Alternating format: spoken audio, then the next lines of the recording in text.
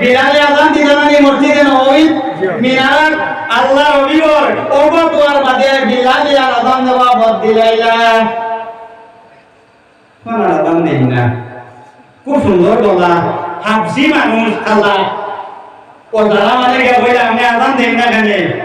তাই বলে আমি আর আযান দিতাম না আমার আযান খালি শুনাইতাম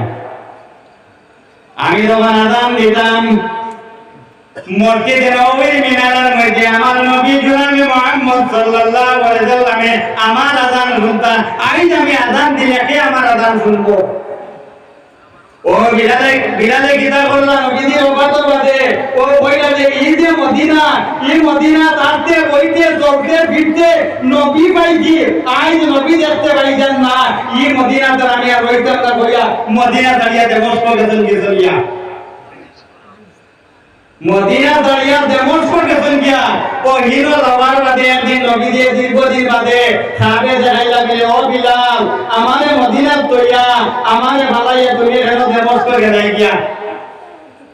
ও নবীজি সাহাবে দেখার বাদে বিলাল রাদিয়াল্লাহু তাআলা আনহু একদিন মদিনা আইছয় আওয়ার বাদে যারা মানে যা বেরিয়েছেন বলে মদিনা নবীজি তাকে যে আযান কইলাম ও আযান একটা বার আমরারে শোনাও ও সময় বিলাল রাদিয়াল্লাহু তাআলা আনহু আযান দিতে রাজি হন না অবরে নবীজি দুই নাতি আযান ওজানে গিয়ে দুবারে বললা বলে একটা দিন আমরা আযান দিতে যে আযান দিদায় আযান দিয়ে আমরারে শোনাও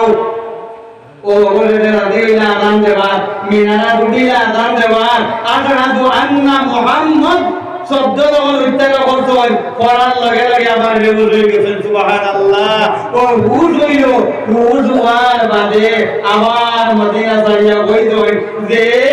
মদিনাত নবী নাই এই মদিনাত আমি বিলাল রইতাম নাই দেমস্কর মাঝে চলিয়া গেছেন আর দেমস্ক তাম অবাক হইতে আর কোনদিন করিয়া মদিনাতে আইছেন না সুবহানাল্লাহ নবীজির মহব্বত আল্লাহ নবী দুধের মধ্যে রওনা দিতা